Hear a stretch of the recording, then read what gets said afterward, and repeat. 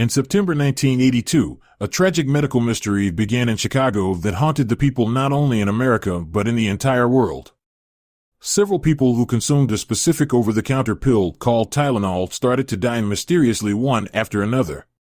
It was initially supposed that they all ingested extra-strength Tylenol pill, which caused their death, and no one knew who and why might be the next. Let us uncover the actual story behind this. 12-year-old Mary Kellerman was the first person who consumed the Tylenol pill and passed away. On the same day, Adam Janis became the second case who took the same pill and mysteriously died on the spot.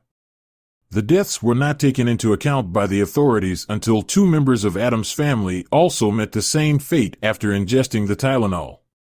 The fear escalated around the town after 3 more people became the victims of the same medication. Everyone started speculating about the mysterious deaths, and the link between the Tylenol and deaths became certain. The authorities started digging into the matter, and the lab examinations revealed that the Tylenol was layered with potassium cyanide, also known as the most deadly poison. The manufacturers of Tylenol, Johnson & Johnson, were questioned for the tragic happenings, and the production and advertisement of Tylenol was stopped on an immediate basis. While investigating the strange string of deaths, it was also found that the Tylenol bottles came from different factories, but all the victims were from Chicago. It was discovered that the tampering did not happen at the production level but in the distributing stores. Soon after, the pharmaceutical manufacturers implemented strict standards for medicine packaging, and medicine tampering was declared a federal crime. Amid the investigation, the alleged company Johnson & Johnson started receiving ransom letters from a person named James William Lewis. The mysterious person claimed that he was the one responsible for all the tampering done to the medication and demanded $1 million to stop. He and his wife lived in New York, so police could not find any concrete evidence against him. He was, however, arrested and was sentenced to 13 years in prison for extortion charges.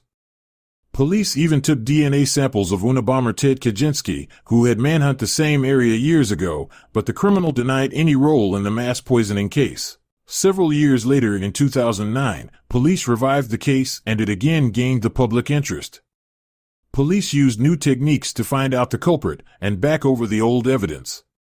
They once again searched Lewis's home and took his DNA samples, but found nothing to incriminate him further. The prime suspect, Lewis James, was never charged for the 7 murders, as he always denied any role in the Tylenol murders and claimed that he demanded ransom for certain personal causes.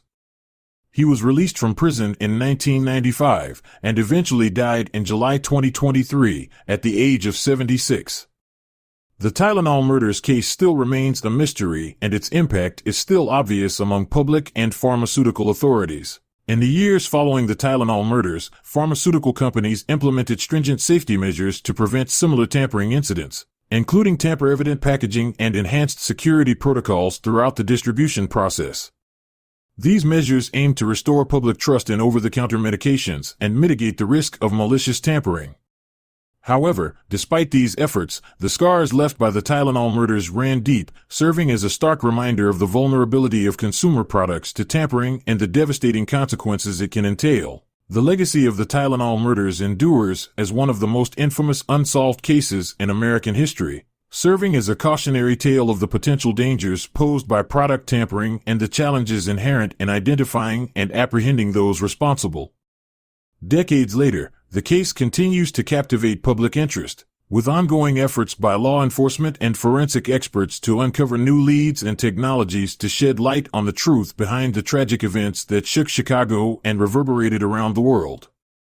Yet, for the families of the victims and the countless individuals affected by the Tylenol murders, closure remains elusive, and the scars of this dark chapter in history endure.